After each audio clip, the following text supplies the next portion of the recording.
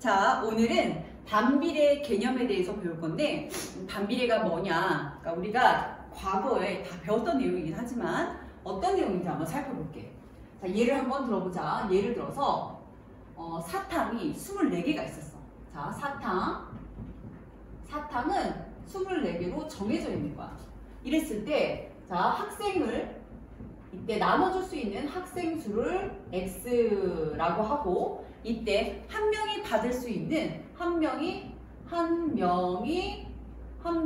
사탕수, 한 명이 받을 수 있는 사탕수를 Y라고 한번 생각해 볼게.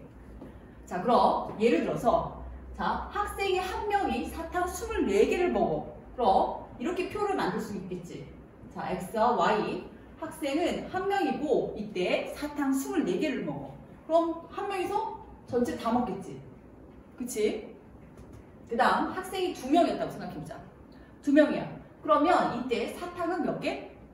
2명이 나눠 먹으니까 그렇지. 12개씩 먹을 거야. 3명이면 어떻게 될까? 3명이면 그렇지. 3명이서 8개씩 나눠 먹으면 될 테고 4명이면 어떻게 될까? 4명이면 6개씩 나눠 먹으면 되겠다 이 얘기야. 그쵸? 그래서 보니까 자 24명이면 어떻게 돼? 24명이면 가다 보니까 24명이 먹어? 그러면 1개씩 먹으면 되겠네. 여기까지 이해됐지? 이처럼 반비례 그래프를 살펴보니까 특성은 이런 특성이야. 반비례의 정의를 보면 X값이 1, 2, 2배 증가했지? 3배 증가했지? 4배 증가할 때마다 그때 Y값은 자, 2배 증가하고 3배 증가하고 4배 증가할 때마다 그것의 Y값은 2분의 1 또는 뭐 3분의 1, 4분의 1배 되는 게 4분의 1배, 2배, 3배, 4배 될 때 2분의 1, 3분의 1, 4분의 1배 되는 것을 뭐라고? 반비례 그래프다 라고 얘기해. 선생님 무슨 말이에요? 이 얘기인 거야. 자, 얘네의 특성을 보니까 어떤 Y값을 구하려고 보니까 이 Y값은 사탕 24개를 항상 어떻게 써? 24개를 그렇지? 학생 수 X로 나눴잖아. 그러니까 얘네들의 특성은 Y라는 이 값은 항상 X로 나누게 되더래. 여기까지 이해되니? 아, 이것을 반비례. X가 분모에 있는 것을 뭐라고? 얘를 반비례 관계식 이렇게 얘기해요. 이해됐어요? 그래서 반비례의 특성. 아, 분모가 Y는 X분의 24. 자, 어떤 수를 X로 계속 나눴구나. 이게 바로 반비례의 특성이고 이 반비례 관계식이다 라고 얘기해.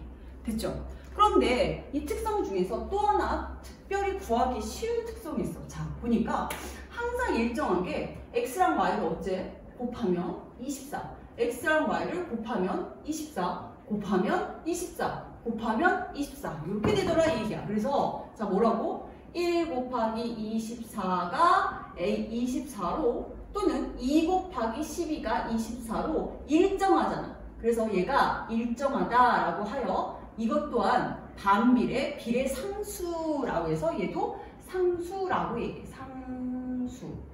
이해됐어요? 얘를 A로 일정하다라고 표현해버리면 일반적으로 반비례 관계식은 Y는 뭐? X분의 A꼴로 나오고 이때 A를 뭐라고 한다고? 비례 상수다라고 얘기해. 반비례 상수 혹은 그냥 상수라고 써주면 돼요.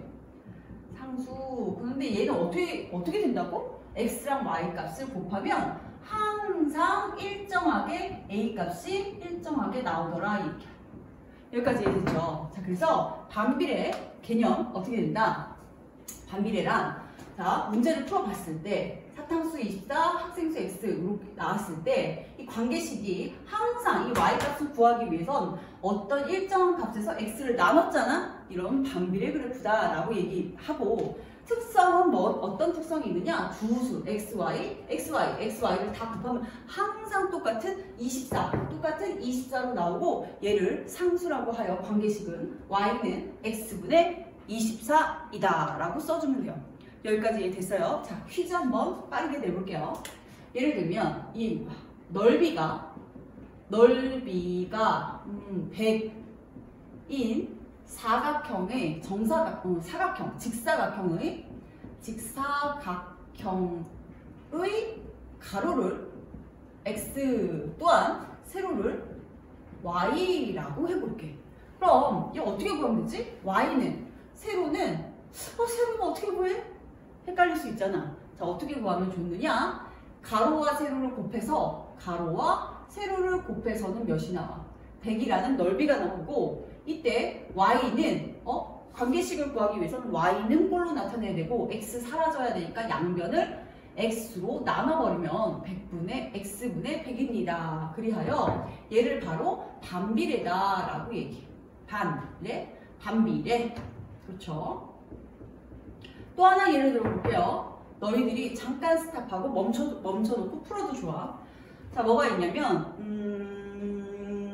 그렇죠. 거리가 좋아요. 거리가 24km이고 이때 속력을